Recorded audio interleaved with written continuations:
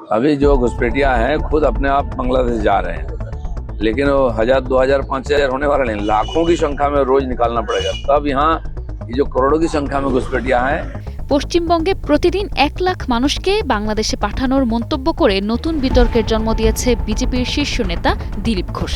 তার বক্তব্য ঘিরে রাজনৈতিক অঙ্গনে তীব্র প্রতিক্রিয়া দেখা দিয়েছে। সমালোচকদের মতে এটি শুধু অবৈধ অভিবাসন ইস্যু নয়, বরং রাজ্যের বৃহৎ মুসলিম জনগোষ্ঠীকে লক্ষ্য করে দেয়া একটি রাজনৈতিক বার্তা। সম্প্রতি ভারতীয় গণমাধ্যমে দেয়া এক সাক্ষাৎকারে দিলীপ ঘোষ বলেন, এখন যেসব অনুপ্রবেশকারী রয়েছে তাদের কেউ কেউ নিজেরাই বাংলাদেশে ফিরে যাচ্ছে। তবে 1-2 হাজার মানুষ চলে গেলে হবে না, প্রতিদিন লাখের মতো মানুষ বের হতে হবে, তবেই কোটির সংখ্যায় থাকা অনুপ্রবেশকারীদের সরানো সম্ভব হবে। তিনি আরও বলেন, তারা এখানে বিভিন্ন সরকারি সুবিধা ভোগ করছে এবং আইন শৃঙ্খলা ব্যবস্থার যত সমস্যা সব তারাই দাঁড় করাচ্ছে। এই পরিস্থিতি পরিষ্কার করতে হবে এবং তাহলেই বাংলা শান্তিতে থাকবে। নগদ নিয়ে এলো হার না মানা হার অফার। সর্বনিম্ন 10,000 টাকা রেমিটেন্স নগদে পাঠালে থাকছে স্বর্ণের হার জেতার সুযোগ। বিরোধী দলগুলো অভিযোগ করেছে, বিজেপি দীর্ঘদিন ধরেই নাগরিকত্ব, এনআরসি এবং অনুপ্রবেশ ইস্যুকে রাজনৈতিক হাতিয়ার হিসেবে ব্যবহার করে আসছে। তাদের দাবি, বাস্তবে অবৈধ অভিবাসন রোধের চেয়ে সংখ্যালঘু মুসলিম জনগোষ্ঠীর মধ্যে অনিশ্চয়তা ও ভীতি তৈরি করাই এসব বক্তব্যের উদ্দেশ্য। ফলে দিলীপ ঘোষের সাম্প্রতিক মন্তব্য সেই আশঙ্কাকেই আরও জোরালো করেছে।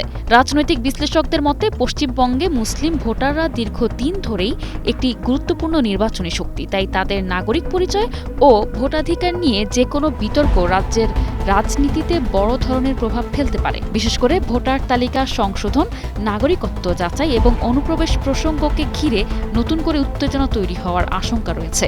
এদিকে বিজেপি নেতারা দাবি করছেন, তাদের অবস্থান কোনো ধর্মীয় সম্প্রদায়ের বিরুদ্ধে নয়, বরং অবৈধ অনুপ্রবেশকারীদের বিরুদ্ধে। তবে সমালোচকদের প্রশ্ন, অনুপ্রবেশকারীদের প্রসঙ্গ উঠলেই কেন মুসলিম জনগোষ্ঠীকে কেন্দ্র করে বিতর্ক তৈরি হয় এবং কেন বারবার একই ধরনের রাজনৈতিক ভাষ্য সামনে আসে।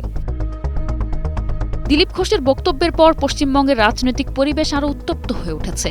একদিকে বিজেপি অবৈধ অনুপ্রবেশের বিরুদ্ধে কঠোর অবস্থানের কথা বলছে, অন্যদিকে বিরোধীরা এটিকে সংখ্যালঘুদের বিরুদ্ধে ভয় ও অনিশ্চয়তা তৈরির রাজনৈতিক কৌশল হিসেবে দেখছে। ফলে আগামী দিনে এই বিতর্ক যে রাজ্যের রাজনীতিতে আরও বড় আলোচনার বিষয় হয়ে উঠবে তা বলাই যায়। নিশা আলম, ডেস্ক রিপোর্ট, 21 টেলিভিশন।